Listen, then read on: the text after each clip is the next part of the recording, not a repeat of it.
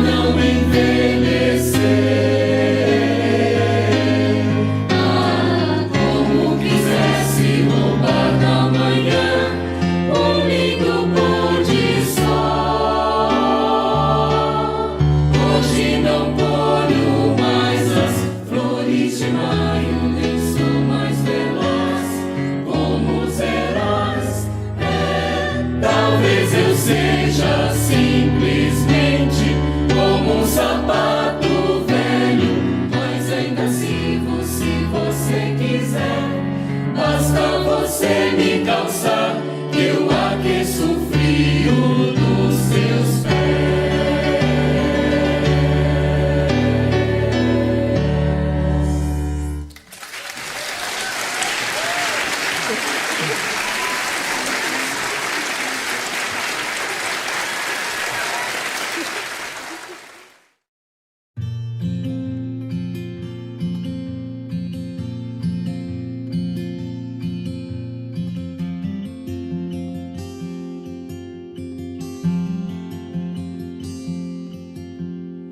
Cedo me acorda a oração, é o coração que tá apertado para ver um mundo diferente da notícia repetida da televisão.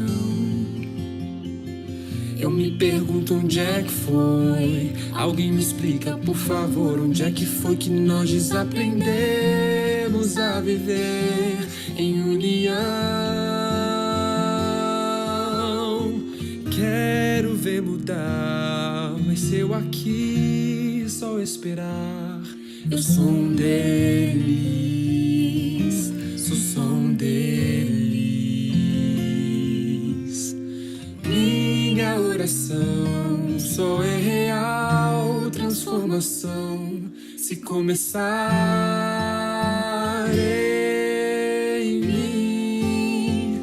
Haja mais amor a começar em mim, amor que eu tanto quero ver a começar em mim, a começar em mim. Quem me perceber, que antes possa me reconhecer, me descrever em teu amor.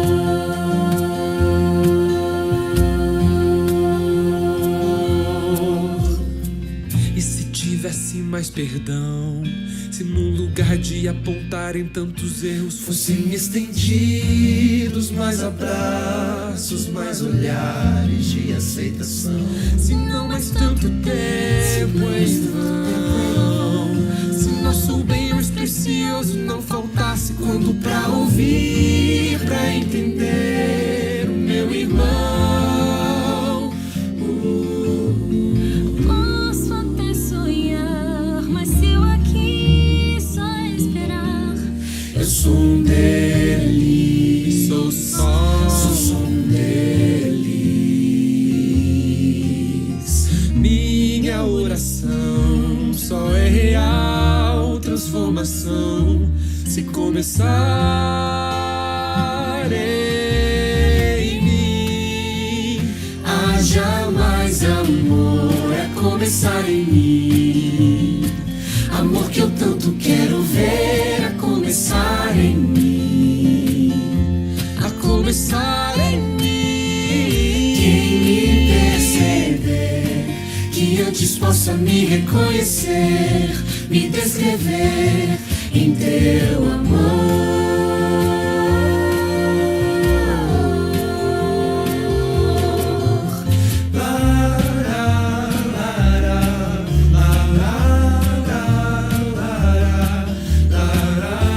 mais amor, A começar em mim. haja mais amor,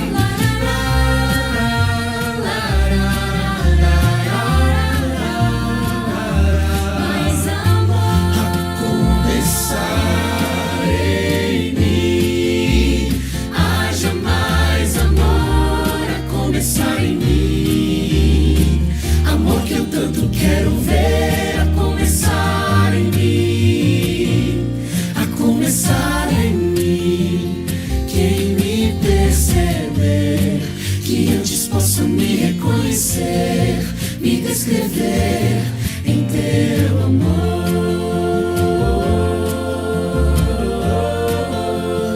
Quem me perceber, que antes possa me reconhecer, me descrever em teu amor.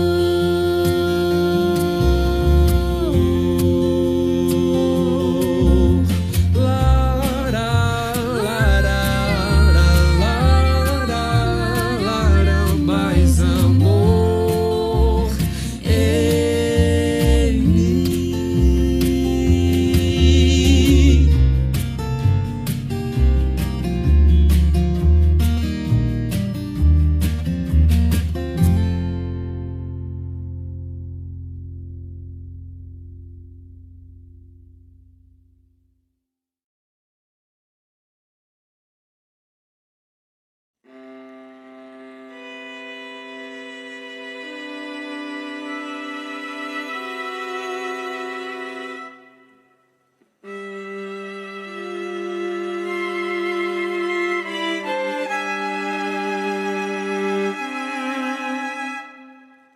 És luz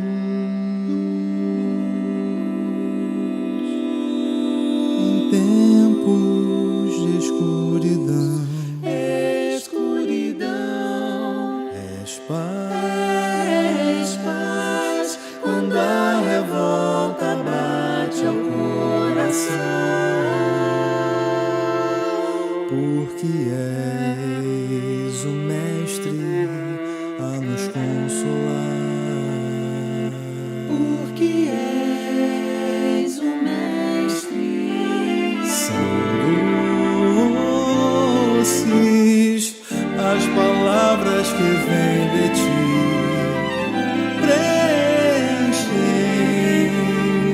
brilho que há em mim me fazem crer que existe uma maneira mais simples de se viver, amando a todos,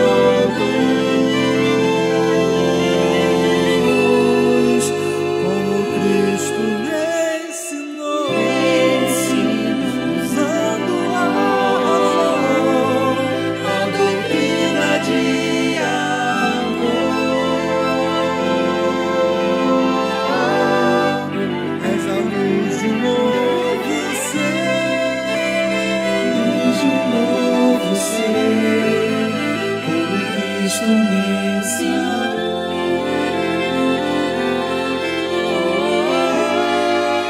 A doutrina de amor.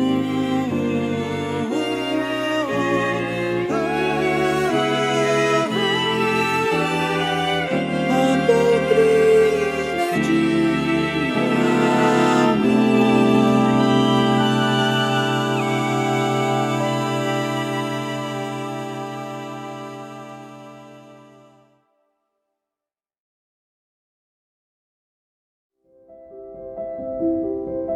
Pão Nosso, ditado pelo Espírito Emmanuel. Psicografia de Francisco Cândido Xavier. Quando orardes, e quando estiverdes orando, perdoai. Jesus, Marcos 11:25. A sincera atitude da alma na prece não obedece aos movimentos mecânicos vulgares.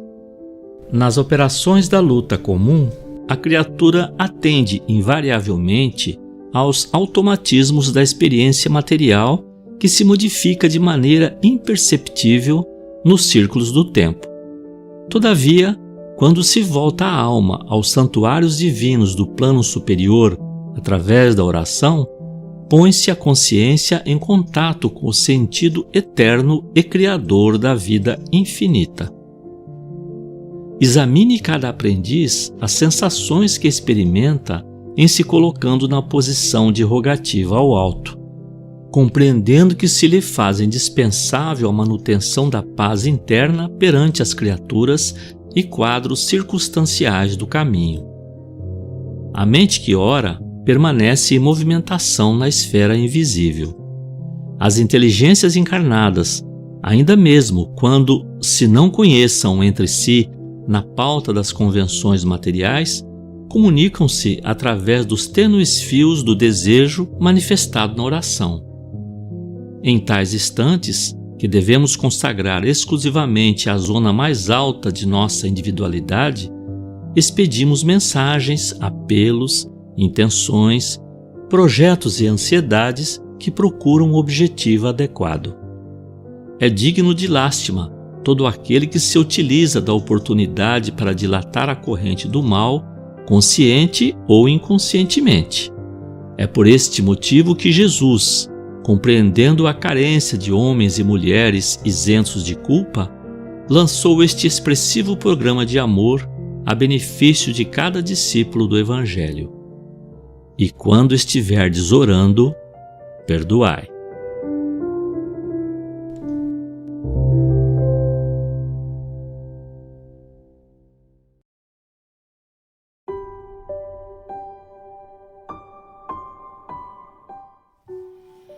Boa noite aos nossos irmãos, às nossas irmãs, que a paz do Mestre seja conosco. E nesses momentos de transição em que o planeta atravessa, é importante mantermos a serenidade, o equilíbrio, buscando a harmonia no nosso lar, no trabalho, em todos os lugares, porque os espíritos nos alertam que essa fase de transição entre o planeta de provas e expiações para a condição de planeta de regeneração essa fase vai ser uma fase difícil para todos nós, e a gente já está observando essa condição e essa situação. Então eu gostaria de recitar uma prece, chama prece por intercessão, de autoria do espírito Dr. Inácio Ferreira, psicografia de Carlos Bacelli. Essa mensagem psicografada por Carlos Bacelli, ela foi no dia 5 de novembro de 2023, na cidade de Uberaba, Minas Gerais. Então vamos lá. Prece por intercessão. Senhor Jesus, o mundo novamente está em guerra. Em uma nova guerra, milhares de vidas estão sendo ceifadas e outras ainda o serão. Milhares haverão de ser os mutilados. Abundantes lágrimas já formam caudalosos rios. Entretanto, os maus que a fomentam não se compadecem. São maus, Senhor, ou, se o preferires, menos bons. Ainda são irmãos primitivos, fanáticos e beligerantes, sem compaixão. Pertencem a todas as bandeiras. Rogamos a vossa intercessão bendita. Oramos sim com fé, pedindo que a guerra cesse, que a paz volte a imperar, que a fraternidade que nos ensinastes triunfe. Pedimos aos vossos prepostos que em vosso nome intercedam. A vida humana na Terra está em risco. Armas poderosas podem incendiar o planeta. Interceda, Senhor, com vosso sacrossanto amor. Sempre com amor. Todavia, não sendo possível promover um basta com amor, um basta em tamanha violência, intercedei então com a vossa mão forte. O que vamos fazer, Senhor? Os homens estão incendiando os vossos templos, matando os que acreditam em vós. Os homens impiedosos querem que a treva volte a tomar conta do mundo. Perdoai-me por considerá-los maus, quando sabemos que apenas são ignorantes. No entanto, fazem maldades que um animal não faz a outro. Eles não se contentam com as bombas e com as metralhas. Sequestram, torturam, estupram. Estão loucos de uma loucura que sobre a terra não se curarão. Intercedei, pois, com a vossa mão forte, intercedei com a vossa justiça, que sabemos nunca se destituída de amor e misericórdia. Mão forte também é misericórdia. Mão forte também é amor. E, ao que nos parece, será a única maneira com que a humanidade, salvo as exceções de sempre, entenderá a vossa mensagem. O Senhor me perdoe por essa prece que, sei, poderá soar estranha aos vossos ouvidos, mas eu não me furtarei a assiná-la e nem enarcar sobre mim com o peso de vossa mão forte. É que os homens, nossos irmãos, que ultrapassaram todos os limites, nunca precisaram de vossa mão forte quanto agora. Inácio Ferreira. Que a paz do Mestre seja conosco.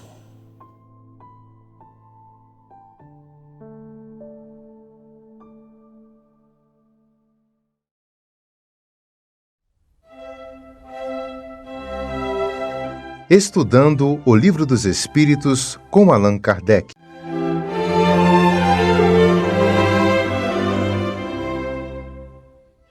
Meus amigos, boa noite. Que Jesus, o nosso Mestre, nos abençoe hoje e sempre. Nessa noite nós estamos estudando a questão 151 de O Livro dos Espíritos, na qual Allan Kardec irá fazer a seguinte pergunta: que pensar da opinião dos que dizem que após a morte a alma retorna ao todo universal? Ou seja, Kardec ele está investigando, ele está estudando nesse trecho de O Livro dos Espíritos a individualidade da alma, ou seja, a individualidade do ser espiritual.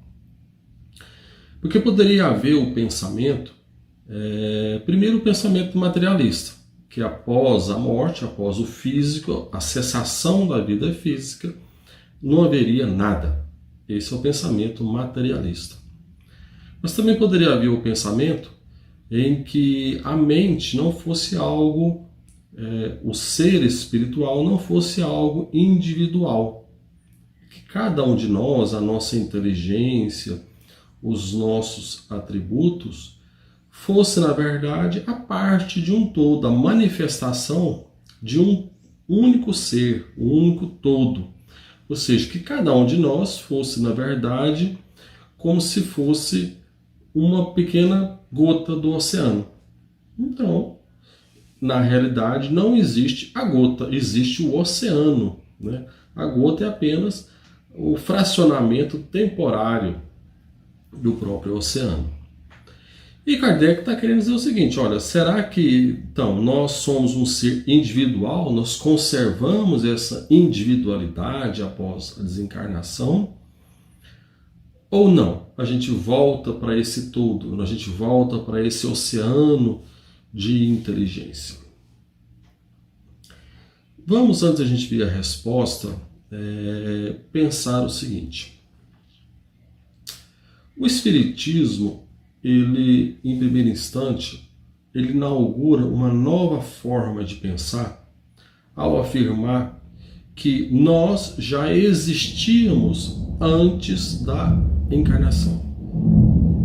O Espiritismo afirma, então, que o ser, o indivíduo, ou seja, já separa o eu de um todo, eu já existia antes da encarnação. Tanto existia, quanto antes de nascer eu participo do planejamento, da escolha das provas, do tipo de vida que eu quero ter. Mas independentemente desse raciocínio, que tem muito a ver com essa questão da individualidade da alma, vamos imaginar o seguinte: existe a grande massa da multidão, ou seja, a grande massa da humanidade que é formada de seres que estão num nível parecido, vamos dizer assim, né? Pessoas que têm um nível moral parecido com o meu, um nível de inteligência parecido com a minha, e por aí vai. Então nós seríamos aquela grande massa. Mas, por outro lado, existem pessoas, indivíduos, que se destacam na humanidade por suas qualidades muito acima do conceito geral. Por exemplo, quando a gente pega um Buda com seus ensinamentos acerca da origem da dor, do porquê sofremos, porquê o ser humano vive da forma que vive. Quando a gente pega um Gandhi, que vai ensinar que é possível a transformação social através da paz, que não é necessária a violência para que haja uma transformação social. Quando a gente pega um Sócrates, que vai nos ensinar o conceito real de justiça, de indivíduo, de sociedade, do porquê que existe a necessidade da sociedade, o real significado do político, não essa política que a gente conhece, mas o que é de fato, lá na sua essência, o filósofo e o político, né? Quando a gente conhece um Aristóteles com as suas afirmativas tanto do lado da matemática quanto da filosofia, Agostinho de Hipona, um Chico Xavier, por exemplo, um indivíduo igual Mozart, que com 3 anos já se destacava na música, Beethoven, ou seja, tantos gênios que a humanidade teve, que nos mostra que existe algo além, algo que precisa ser investigado. Essas pessoas, essas que eu citei como exemplo aqui, eles não frequentaram uma escola para aprender aquelas qualidades que eles tiveram nessa vida. Você não pode dizer que o Mozart foi o gênio musical que foi porque frequentou a escola musical. Ele já nasceu nesta encarnação com as suas habilidades. Nós vamos ver um Sócrates, apesar da sua história, do que ele aprendeu, da sua parentela e tudo, mas a sua genialidade está acima de toda a sociedade da época. Então nós não podemos dizer que ele aprendeu com aquelas pessoas. O que isso quer dizer? Quer dizer que nós trazemos, quando nascemos, algo. E se nós trazemos, é porque nós existíamos antes de nascer. E se nós existíamos antes de nascer, é porque nós já éramos um indivíduo. Ou seja, nós já éramos um ser independente. O Espiritismo coloca isso com muita clareza, que nós, espíritos, existíamos antes do nascimento. Participamos e programamos a nossa própria vida, a nossa própria encarnação. Nós vamos dizer lá no mundo espiritual, olha, eu preciso passar por essas dificuldades, eu preciso ter esse tipo de vida para poder aprender tal coisa, para superar essa minha dificuldade no campo da vaidade, do egoísmo, dessa inimizade que eu tenho, dessa dificuldade de convivência que eu tenho com fulano de tal. Então eu preciso desse tipo de vida. Então as dificuldades de nossa vida nós vemos que fazem parte de um planejamento que o indivíduo, ou seja, o ser, pensa que é melhor para o seu crescimento espiritual. E penso que um bom exemplo para a gente ver a questão da individualidade após a desencarnação são as mensagens, há vários livros de mensagens, de cartas familiares que foram recebidas por Chico Xavier. Quando a gente lê aquelas cartas, né, quando a gente vê o que aqueles espíritos estão escrevendo aos seus familiares, nós vemos, em essência, o seguinte: aquela pessoa no mundo espiritual é a mesma no mundo material, é a mesma no seu sentido mais amplo. Quer dizer o seguinte, que ela continua com seus afetos, com seus amores, com as suas seus relacionamentos de desejo, de querer bem a tais pessoas. Por exemplo, tem um livro chamado Porto de Alegria, em que narra um episódio de uma mãe em que o seu filho, né, jovem ainda, ele se formou em técnico de segurança do trabalho no interior de São Paulo. Eles residiam em São Carlos, em São Paulo, interior de São Paulo, e ele foi então trabalhar em Tucuruí, interior do Pará. Não obstante a distância, ele falava com a mãe por telefone toda semana, ele manifestava que estava alegre, satisfeito com aquela situação. Mas no final de semana, no domingo, lá ele com os amigos, eles foram mergulhar no rio. Nesse mergulho ele se afogou. Não bastasse essa tragédia para ela, o seu irmão, em vista da desencarnação do irmão que havia se afogado, entra em depressão. Essa depressão se agrava bastante.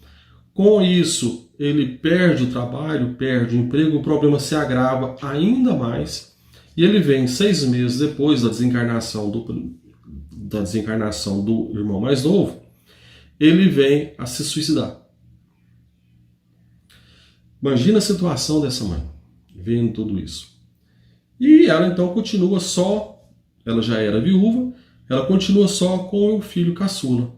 Então, com a sua fé, ela vai lá nas reuniões do Chico em Uberaba e recebe primeiro a carta do filho que havia suicidado. E ele diz a ela: olha, mãe, primeira coisa, muitas saudades da senhora, da minha esposa, da minha filha. Eu estou aqui ainda convalescente, melhorando, mas eu agradeço muito a senhora por ter recebido na sua casa a minha esposa e a minha filha. Apesar de todos os preconceitos, apesar de tudo, a senhora as recebeu como filhas na casa da senhora e eu sou muito grata à senhora por isso. E ele continua um pouco, né, na carta, afirmando em essência isso, as saudades que ele tinha da família, a gratidão à mãe por ter acolhido na sua casa a sua esposa e a sua filha e estar ali proporcionando a elas um acolhimento, né, uma segurança para ela depois do episódio. Então, dando a ele, no mundo espiritual, um pouco de paz, um pouco de serenidade em saber que a família dele, que naquele gesto impensado dele, havia conquistado pelo menos um mínimo ali de segurança, e isso trazia para ele alguma tranquilidade. Passaram alguns dias, numa outra visita dela ao Chico, lá nas reuniões do Chico, no centro de Uberaba, o outro filho, o que havia se afogado, ele também dá uma mensagem, mais ou menos no mesmo teor, no sentido assim: olha, mãe, muita saudade da senhora, muita saudade de todos aí, continue aí protegendo e amparando a fulana e a ciclana, as duas, né, a nora e a neta dela, e dirige também as palavras ao irmão caçula: olha, continue ajudando a mamãe, continue trabalhando no bem, você tem sido aí no mundo material o filho que está valendo por 3, porque ele estava fazendo o papel dos 2 filhos que haviam desencarnado. E essas mensagens então mostram o quê? Primeiro, o carinho que esses 2 filhos ainda tinham pelos seus entes queridos que ficaram na Terra.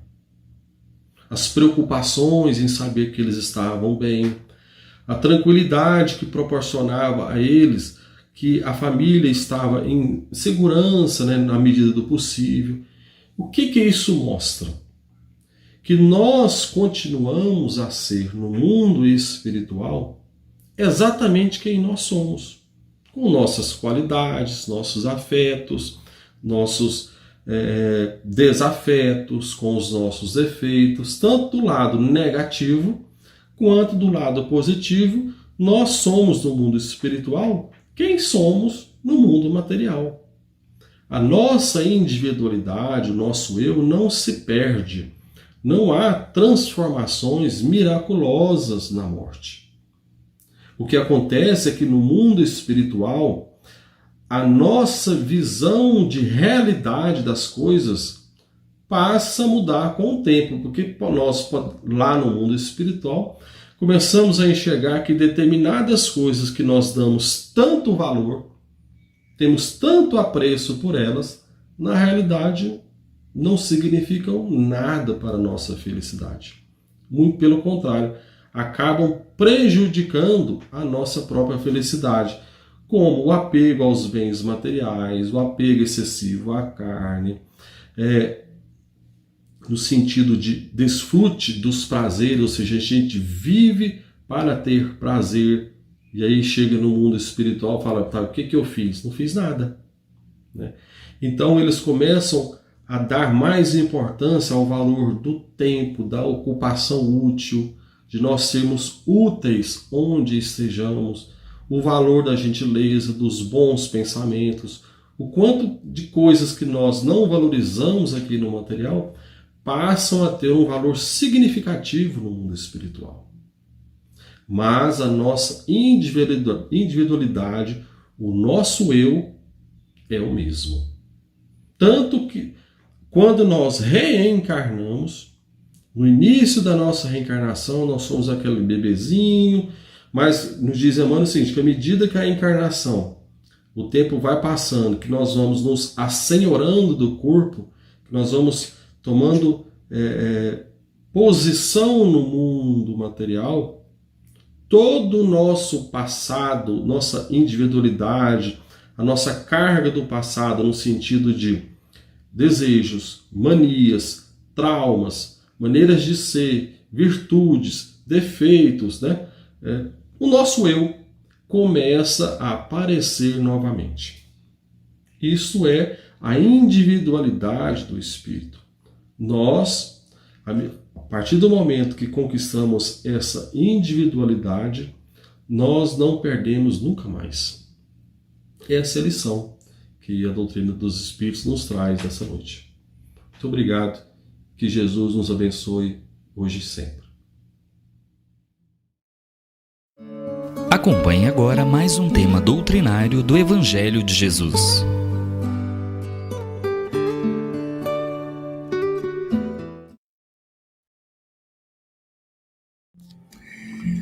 Olá, meus amigos queridos, boa noite, sejam todos muito bem-vindos.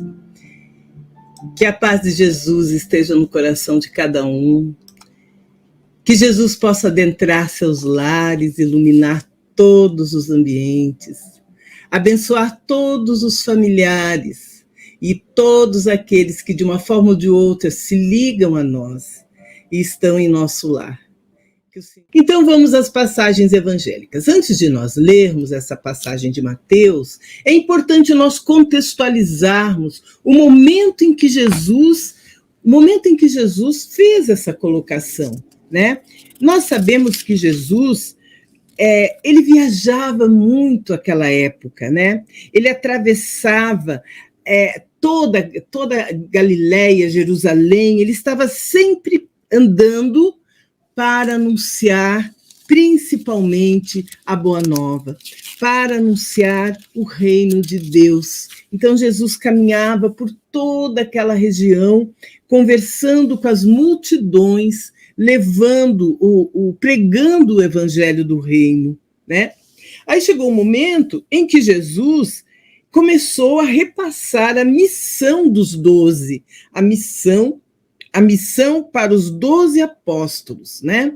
E ele começou a fazer o quê? Ele chamou os 12 discípulos e lhes deu autoridade, não só para pregar o reino, a mensagem do reino de Deus, como também para expulsar os espíritos impuros e curar toda a sorte de males e enfermidades. Jesus deu essa autoridade aos discípulos. E nessa condição, ele mostrou aos discípulos o que eles iriam passar, né? Ele disse a eles que eles seriam perseguidos, né? Mas que eles poderiam falar abertamente e sem medo. E quando Jesus colocou que poderiam falar abertamente e sem medo, ele começou a mostrar as razões, por que fazia diferença eles falarem essas verdades, porque o que eles estavam realmente apresentando ali eram lições, né? Ele não queria provocar discórdia. O que ele queria verdadeiramente era mostrar que eles precisavam desenvolver virtudes naquele apostolado que eles haviam escolhido. E então Jesus falou: não penseis que eu tenha vindo trazer a espada à terra, a paz à terra. Não penseis que eu tenha vindo trazer a paz à terra. Não vim trazer a paz, mas a espada. Porquanto vim separar de seu pai o filho, de sua mãe a filha, de sua sogra a nora. E o homem terá por inimigos os da sua própria casa. Isso está lá em Mateus, essa colocação, né? E essas palavras, elas realmente parecem antes de um poderoso ditador, e não de Jesus. Não daquele que dissera que o seu mandamento maior é que ameis uns aos outros, assim como eu vos amei. Não daquele que dissera, amai os vossos inimigos, amai os vossos inimigos, e orai pelos que vos perseguem e odeiam, né? Então não parecia ser as palavras de Jesus, tá? Só porque a doutrina de Jesus toda é alicerçada na lei do amor e de caridade. Então, o que nós precisamos fazer? Nós precisamos perceber o que está por detrás dessas palavras. E elas precisam ser analisadas como partes de um todo coerente e sábio, que é a Constituição Divina, em cuja divulgação Jesus não poderia se contradizer. Então, isso para nós está claro que não é uma contradição. Porque, sendo Jesus um espírito puro, ele sabia que iriam provocar os que não poderiam ou não queriam aceitá-los a revolta, a indignação, a perseguição, a disputa, a imposição e o ódio, pela dificuldade que o homem tem de respeitar as suas escolhas e determinações, e pela facilidade que tem de querer impor seus pontos de vista. E é isso que nós assistimos todos os dias, né? Até hoje, apesar de Jesus ter falado isso há mais de 2000 anos, muitas das vezes as pessoas não aceitam determinados pontos de vista e elas querem impor a sua forma de pensar. Imagina, quando ele diz, eu não vim trazer a paz à terra, não vim trazer a paz, mas a espada. Porquanto eu vim separar de seu pai o filho, de sua mãe a filha, de sua sogra a nora. Por quê? O homem terá por inimigos os de sua própria casa.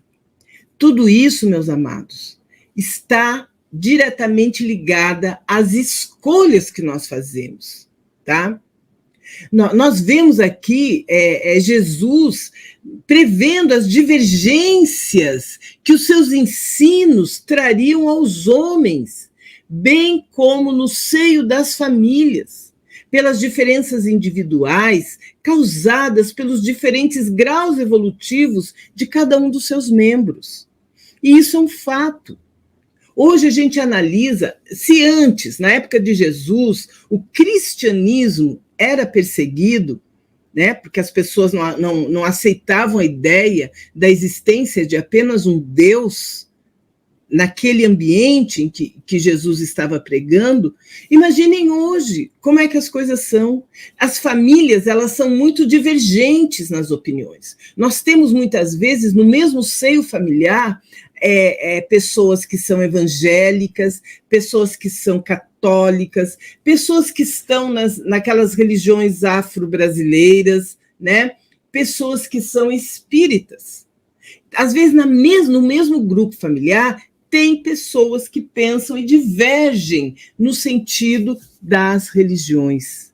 E existe realmente essas diferenças. Então, o que ocorre?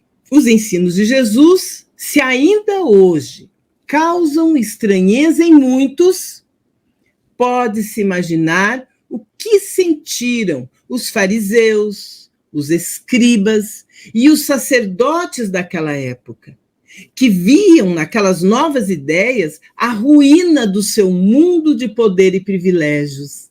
Porque a ideia que Jesus trouxe naquela época, quando ele diz amar ao próximo como a si mesmo, amar os inimigos, orar pelos que vos perseguem, né? Perdoar as faltas alheias, eles viam isso um absurdo. Isso era um absurdo. As pessoas ainda estavam vivendo a cultura do olho por olho, dente por dente. Então, Jesus, na verdade, ele veio revolucionar, né? Toda uma sociedade, toda uma cultura, e pouco a pouco a gente reconhece, né, que foram matando Jesus e a muitos dos seus discípulos por combaterem essas ideias. Mas a doutrina de amor e sabedoria de Jesus continua penetrando na mente e nos corações dos homens, em um processo dinâmico de reeducação espiritual, lento, mas firme e persistente, demonstrando cada vez mais ser Jesus, o caminho, a verdade e a vida. Então, nesse pequeno versículo, né, do capítulo 10 do livro de Mateus, nós já conseguimos extrair essa lição importantíssima. O porquê que Jesus anunciou, né, algo que nos chega a escandalizar, que ele não veio trazer a paz à terra. Ele não veio trazer a paz, mas a espada. Por que a espada? Porque a espada, ela divide. E a espada divide, né, as opiniões, separando muitas vezes o pai, o filho, a mãe, a filha, a sogra e a nora, enfim. Porque se eu aceito hoje, vamos trazer para a nossa doutrina, a doutrina espírita. Se eu hoje aceito a doutrina espírita como o meu caminho consolador para me libertar das minhas mazelas, eu não posso obrigar meu marido a aceitar. Eu não posso obrigar uma filha minha a aceitar. Nós somos individualidades, nós fazemos as nossas escolhas. O que é errado, na verdade, são os embates que ocorrem no seio familiar, quando não se compartilham das mesmas ideias. Então, Jesus já demonstrou isso no seu discurso apostólico. Ele já previa que isso poderia ocorrer. Aí o Lucas, lá no capítulo 12, versículos 49 e 53, ele diz assim: vim para lançar fogo à terra. E que é o que... Lucas não, né? Lucas está só citando Jesus, né? Vim para lançar fogo à terra. E que é o que desejo, senão que ele se acenda? Tenho de ser batizado com um batismo, e quanto me sinto desejoso de que ele se cumpra. Julgais que eu tenha vindo trazer paz à terra? Não. Eu vos afirmo ao contrário, vim trazer a divisão, pois doravante, se acharem numa casa 5 pessoas, estarão elas divididas umas contra as outras, 3 contra 2 e 2 contra 3. O pai estará em divisão com o filho, e o filho com o pai, a mãe com a filha e a filha com a mãe, a sogra com a nora e a nora com a sogra. É claro, meus amados, que o que nós vemos aí é Jesus claramente nos falando do campo das ideias, né? Então, Lucas, ele já adentra um pouquinho mais nessa lição de Jesus, nos mostrando de que forma que haveria essa divisão. Então, é importante nós compreendermos isso, que Jesus não queria estabelecer a guerra na família, como muitas vezes as pessoas acreditam. O que ele veio mostrar foi isso. Haverá divisão em função das ideias que professam, da religião que você segue, daquilo que você acredita. E é o que ocorre. Se naquela época ocorria, imagina hoje, né? Imagina como as coisas estão acontecendo hoje. Nós sabemos que aqueles que buscam entender e vivenciar essa moral divina, mesmo entre pessoas que pensam de maneira diferente, né, tem nesses ensinos o estímulo à compreensão, à fraternidade, ao perdão, desfazendo as divergências pelas atitudes cristãs que precisamos nos esforçar por expressar com sinceridade. Porque se um irmão meu não quer de forma nenhuma, né, seguir aquilo que eu acredito, eu não tenho o direito de condená-lo. Nós temos o livre-arbítrio, nós somos individualidades, as pessoas não precisam acreditar naquilo que eu creio. Nós precisamos respeitar sempre a ideia do outro. Isso é fraternidade. Isso é estabelecer a paz dentro do nosso lar, nos ambientes em que nós estamos inseridos. Diz o ditado popular que religião não se discute. Por que religião não se discute? Porque sempre gera polêmica. Sempre gera polêmica. O bom cristão é aquele que recebe a lição, absorve a lição, pratica a lição e dá exemplo da lição aprendida. Esse é o bom cristão. E não é aquele que sai trombeteando para todos os lugares os ensinos que recebeu, batendo de frente com aqueles que não estão compartilhando das suas ideias, querendo obrigar as pessoas a acreditarem naquilo que ele acredita. A beleza da doutrina espírita é que a doutrina espírita não obriga ninguém a segui-lo. Ninguém é obrigado a segui-lo. No fundo, todos nós temos um pouco de espíritas.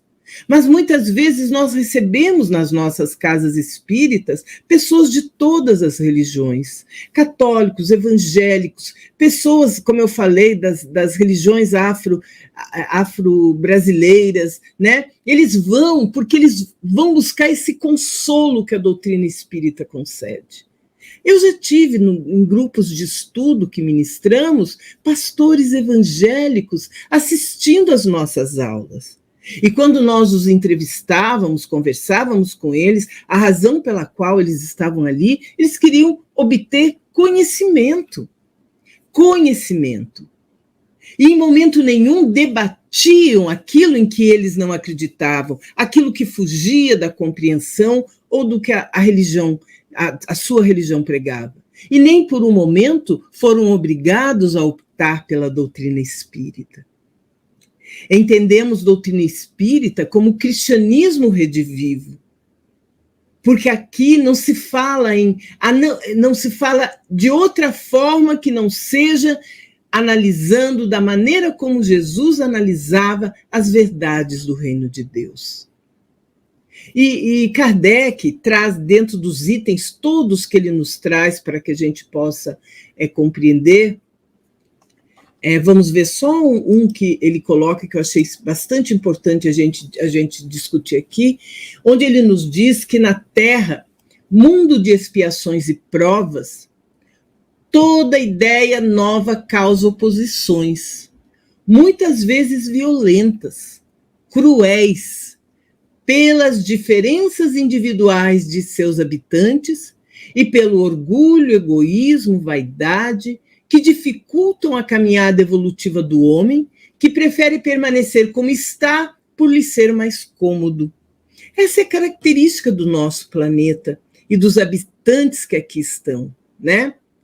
É ainda um mundo de provas e expiações. Então, sempre que alguém nos opõe, sempre que vem uma ideia que se opõe à normalidade, entre aspas, dos fatos, né? Causa violentas, né, e cruéis discussões. Isso é fato, causam devido às diferenças individuais. E nós estamos em patamares diferentes de evolução. Tem uns que compreendem mais, outros compreendem menos, né? Tem uns que são mais abertos às novas ideias, outros são mais endurecidos. E Kardec ainda nos diz assim: o Espiritismo, ele vem realizar na época prevista as promessas do Cristo. Entretanto, não o pode fazer sem destruir os abusos. Como Jesus, ele topa com orgulho o egoísmo, a ambição, a cupidez, o fanatismo cego, os quais, levados às suas últimas trincheiras, tentam barrar-lhe o caminho e lhe suscitam entraves e perseguições. Também ele, portanto, tem de combater. Mas o tempo das lutas e das perseguições sanguinolentas passou. São todas de ordem moral. As que terá de sofrer e próximo lhes está o termo. As primeiras duraram séculos. estas durarão apenas alguns anos, porque a luz, em vez de partir de um único foco, irrompe de todos os pontos do globo e abrirá mais de pronto os olhos aos cegos. É de uma profundidade muito grande, né? Essa colocação de Kardec. Ele nos chama a atenção que, entendendo que o Espiritismo é o consolador prometido por Jesus, ele vem na época certa cumprir essas promessas, né? Mas ele, como fala Kardec, ele não pode fazer, nada pode fazer, sem destruir os abusos.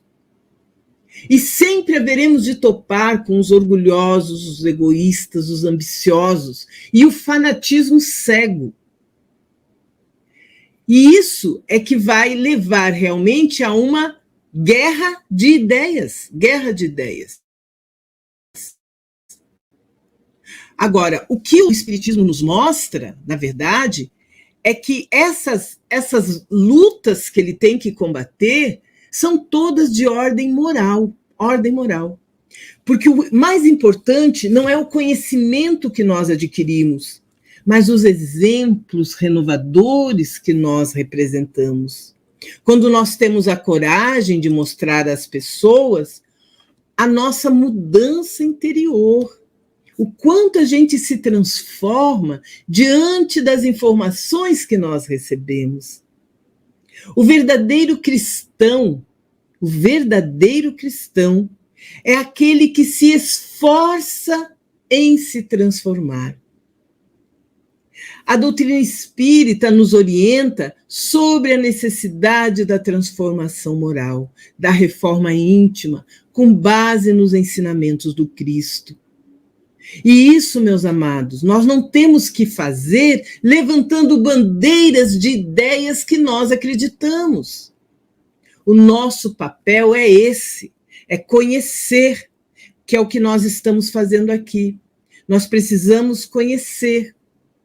E conhecendo, na medida em que nós conhecemos, nós sentimos. É assim que funciona o aprendizado do Evangelho. A gente sente, a gente começa a se perceber, a gente começa a se autoconhecer, a descobrir que nós precisamos mudar determinados aspectos para estabelecer uma verdadeira ordem de paz, de harmonia entre aqueles com os quais nós convivemos. E sentindo, né, na medida em que nós estamos sentindo, sem sombra de dúvidas, nós vamos ser elevados a um outro patamar, que é vivenciar as lições de Jesus. Quando nós conseguimos interiorizar essas verdades, nós começamos a mudar o nosso comportamento. As pessoas vão percebendo que nós estamos nos modificando. Nós já não agredimos mais, nós já aprendemos a nos calar, nós aprendemos a ouvir. Nós somos mais afáveis, mais acolhedores. Nós conseguimos compreender melhor, nós temos mais tolerância. É isso que é vivenciar o Evangelho de Jesus. E vivenciando o Evangelho de Jesus, nós temos a oportunidade de meditar sobre os seus ensinamentos e analisar os pontos que nós ainda precisamos transformar. Meus amados, ser bom não é fácil num mundo de provas e expiações. Mas ser bom é o único caminho que nos leva à verdadeira e plena felicidade que todos nós ansiamos. Nós estamos aqui para isso. E essa reforma, ela vai, nem que ela tenha que levar muitos séculos, que ela tenha que levar muito tempo, mas um dia ela será completa. E nesse dia, nós haveremos de nos tornarmos espíritos perfeitos. Foi isso que Jesus veio anunciar. Foi isso que Jesus veio trazer para todos nós, foi esse conhecimento. Que existe um único caminho que nos leva à felicidade. que é a nossa transformação moral, que é a nossa melhoria íntima. Não existe outra forma.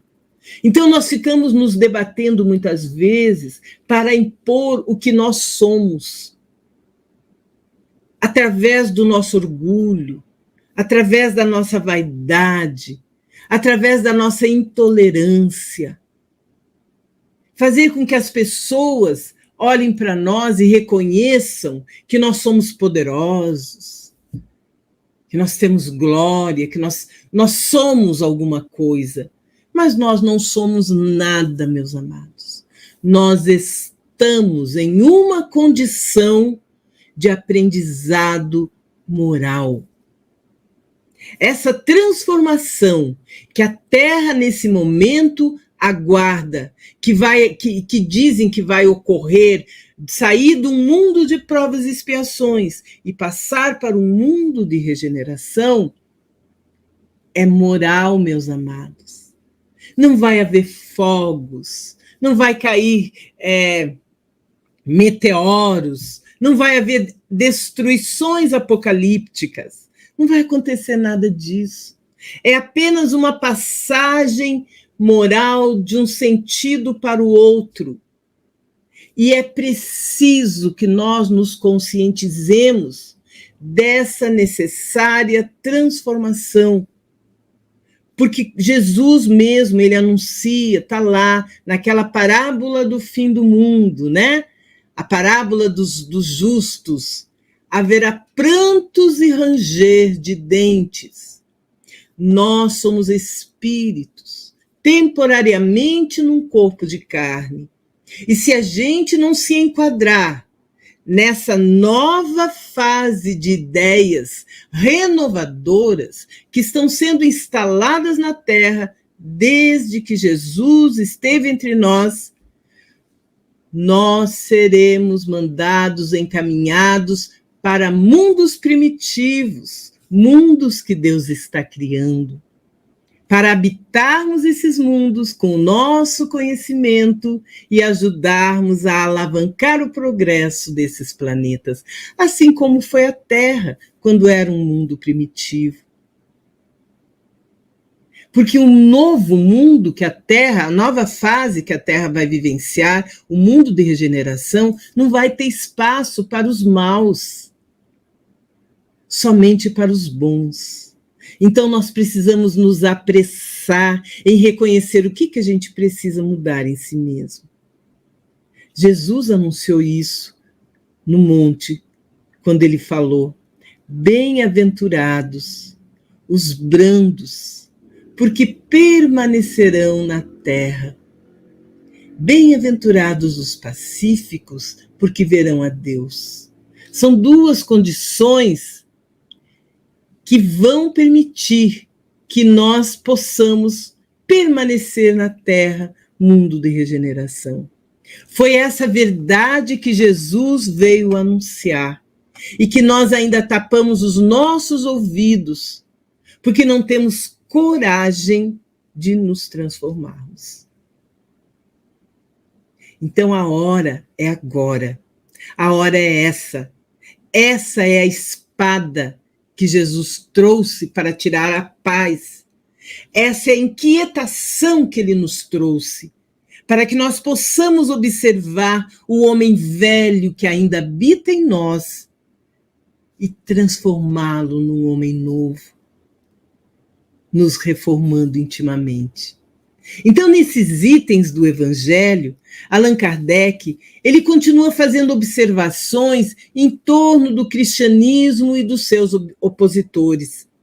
Ele lembra a todos nós que o cristianismo continuou a ser aceito, apesar da perseguição cruel dos romanos, principalmente em Roma, em que eles se sentiam ameaçados nos seus interesses, na manutenção dos seus poderes, e não por convicção religiosa, uma vez que o paganismo, naquela época, já estava em declínio, sendo mantido mais para a manutenção dos privilégios dos poderosos. Então, o que Jesus veio combater, na verdade, né? Era aquela falsa ideia de organização que havia naquela época. E Jesus veio no tempo devido, não porque os homens naquela época estivessem prontos para as ideias cristãs, de forma nenhuma, mas havia um clima geral de aptidão para assimilar essas ideias, porque se fazia sentir o vazio que as crenças vulgares deixavam na alma. E hoje, os tempos, eles são quase que parecidos com aquela época em que Jesus esteve entre nós. Observem, meus amados, que pós-pandemia gerou uma incerteza na sociedade. As pessoas estão muito inseguras. As pessoas querem falar suas verdades e querem ser ouvidas, independente de se aquilo é real ou não é real. Existe muitos choques de ideias. E isso causa um tumulto externo e um tumulto interno, porque nós sentimos medo de externar a nossa opinião, medo de sermos combatidos. E é essa realidade que vem ocorrendo em todos os sentidos. Então, nós vivemos hoje uma época de incertezas da mesma forma que ocorria na época em que Jesus esteve entre nós. É sinal dos tempos, diriam alguns, não é verdade? E nós sabemos os precursores, aqueles que vieram até antes de Jesus, divulgando ideias muito semelhantes às do cristianismo, e que não prevaleceram na Grécia, porque aquele povo, embora sendo um dos mais inteligentes da terra, ainda não estava amadurecido para elas. E eles vieram como precursores das ideias cristãs. Então, muito antes de Jesus vir ao mundo, vieram vários missionários, né, com a finalidade de divulgar essas verdades. Missionários com ideias muito semelhantes às do cristianismo. Tá? Então, é preciso, né, nós compreendermos que, devido à desigualdade de grau evolutivo e da própria imperfeição dos homens, muitos dos intitulados cristãos continuam até hoje interpretando diferentemente muitos dos ensinos de Jesus. Tá? Até hoje, as pessoas ainda criam ideias erradas a respeito daquilo que Jesus veio anunciar a fim de nos libertar da nossa ignorância. Tá? Então, é muito importante nós atentarmos sobre os falsos profetas que estão contaminando o mundo. Tá? Estão contaminando o mundo. Porque eles vêm trazendo ideias totalmente equivocadas sobre aquilo que Jesus veio anunciar. E até hoje, a gente pode, mesmo o livro sagrado, né? O livro sagrado, que é a Bíblia, é incrível a quantidade de obras com ideias totalmente diferentes, deturpadas, né, que as pessoas vêm anunciando, tá? Então, esse pensamento nós precisamos ter diante do desafio da nova era, tá? Porque assim, dessa forma, sempre surgem seitas que pretendem ter a posse da verdade, esquecidos de que o homem, nós não somos obra ainda acabadas. A gente só pode conhecer parte dessa obra que é o ser humano. E esse conhecimento ele vai se ampliando continuamente na medida do nosso progresso espiritual, aqui e em mundos mais elevados. A nossa melhoria íntima, ela ainda vai levar muitas encarnações, meus amigos. Nós não vamos sair daqui muito melhores do que estamos. O que a gente aprende é um percentual muito pequeno, né, da grandiosidade que são as lições maravilhosas de um espírito elevado como Jesus. Mas, infelizmente, os intitulados cristãos agiram entre si com os adeptos do paganismo em lutas terríveis, sanguinárias, por não terem entendido ou interiorizado em si próprios que a pedra angular do cristianismo é a caridade, a fraternidade e o amor ao próximo, sem os quais ninguém, absolutamente ninguém, conquista a libertação da vida material para viver a vida plena em planos espirituais elevados. É isso que nós estamos hoje fazendo, buscando caminhos que possam realmente nos elevar aos planos mais altos, porque nós queremos ser melhores do que nós estamos. É difícil, é muito difícil. É muito difícil nós encararmos a realidade de melhoria íntima. Existem alguns defeitos dentro de nós que já se arraigaram à nossa personalidade, nos tornando pessoas que se dizem: é impossível, eu não vou mais conseguir mudar. A gente consegue. E a vida nos ensina que nós conseguimos. Porque se nós não mudarmos pelo amor, nós mudaremos pela dor. Porque a única fatalidade que existe na vida de todo ser humano é a perfeição. Todos nós, um dia, seremos perfeitos. Hoje, somos anjos.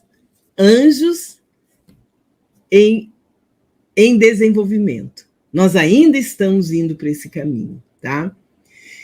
Então é isso que Jesus veio fazer entre nós. A doutrina moral de Jesus continua nos evangelhos, né? A gente pode, da forma como nós estamos estudando, a gente percebe, tal qual ele a trouxe, do jeito que ele trouxe. Mateus fala de um jeito, Lucas vai falar de outro, Marcos fala de outro, João de outro, mas todas se assemelham, né? Porque todos eles trouxeram, escreveram as palavras do Cristo, claro, com base em seus pontos de vista, e eles ouviram, e eles escreveram, e elas são semelhantes.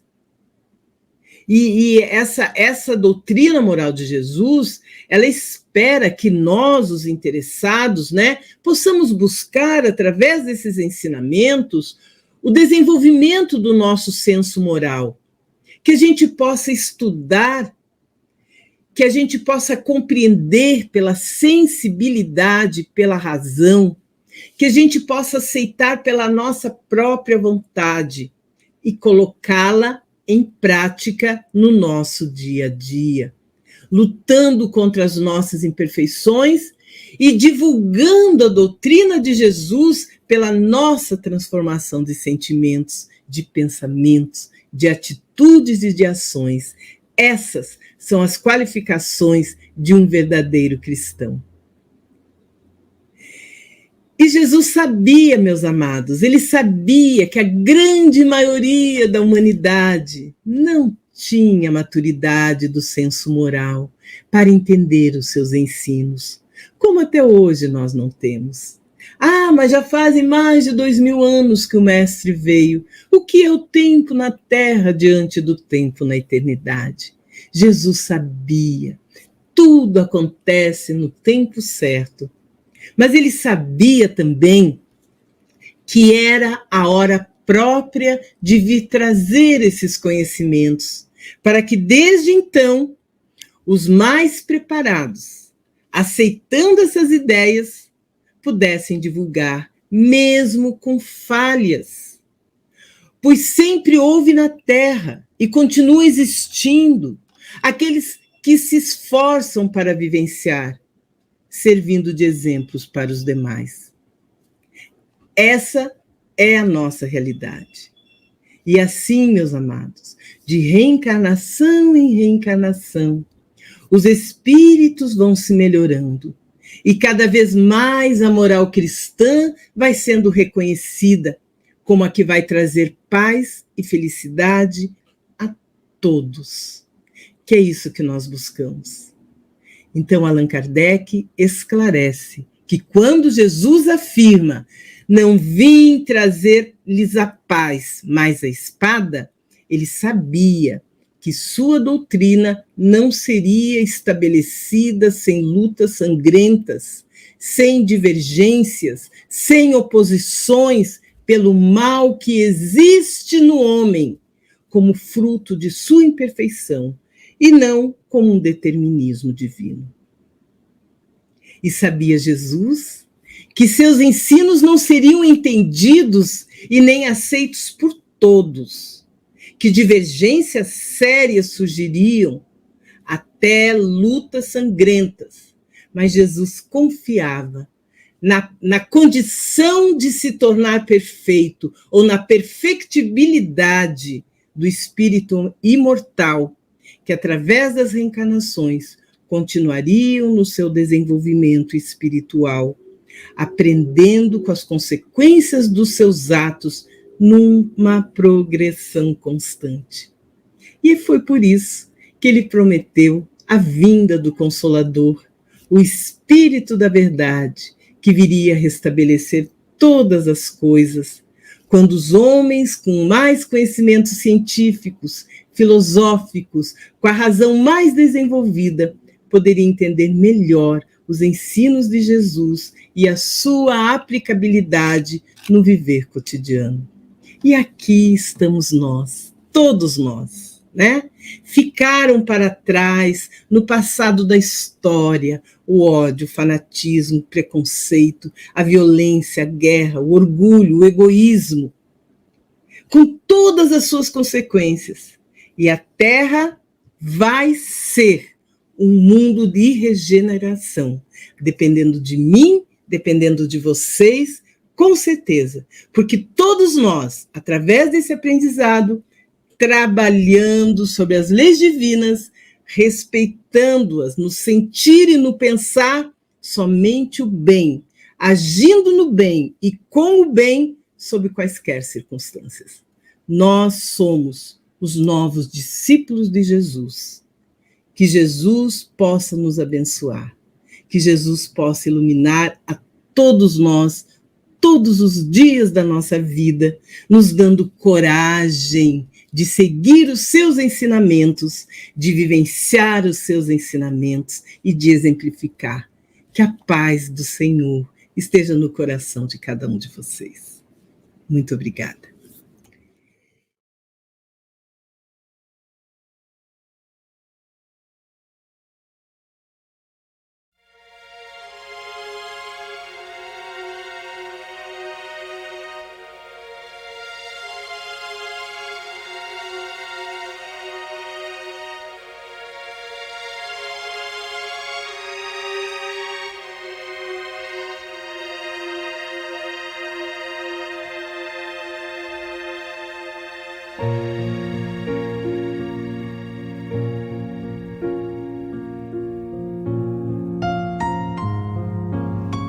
Queridos irmãos em Cristo, nesse momento de suave meditação, pedimos a presença de espíritos amigos para esse passe.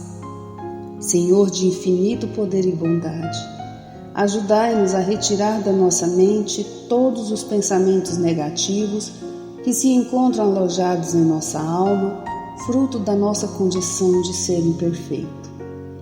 Que ideias de vingança, pensamentos inferiores e egoístas sejam afastados da nossa mente. Que os desequilíbrios emocionais, a ansiedade, impaciência e estresse sejam corrigidos, visando uma nova harmonia do nosso ser. Que todas as doenças alojadas em nosso corpo tenham seu mecanismo de enfermidade interrompido no nosso sistema de defesa orgânico e inicie a revitalização da nossa saúde. E assim, meu Pai Celestial, com suas bênçãos e as energias luminosas e curativas de seus missionários, possamos receber as melhores vibrações energéticas através deste passe e que essas vibrações venham em forma de ideias edificantes, de otimismo, alegria e nos fortaleça para o perdão, a paciência e a serenidade necessárias à resolução de nossos problemas e provações. Peço, Senhor, que nos ensine a viver um dia de cada vez, que nos oriente a superar os traumas do passado e guardar apenas as lições valiosas, tanto de experiências felizes como as dolorosas. Também, Senhor, permita o cuidado necessário para controlarmos o medo diante do futuro que ainda está fora do nosso alcance. Que possamos aproveitar a beleza e o sabor dessa existência em cada momento sagrado que o Senhor nos permite viver, com sabedoria, discernimento e entusiasmo pela vida. Que nessa jornada terrena possamos aprender a nos elevar espiritualmente um pouco a cada dia, sempre seguindo os conselhos do Cristo. E que o espírito de fraternidade, o amor de Deus ao próximo e a nós mesmos sejam a base do nosso comportamento e a prática da caridade e do perdão a nossa conduta diária. E dessa forma possamos ser merecedores das suas bênçãos, nos fortalecendo e curando nossas enfermidades por sua intercessão misericordiosa. Em nome de Jesus, agradecemos por tudo que recebemos até o dia de hoje, rogando mais uma vez a tua proteção, o teu amor e a tua paz.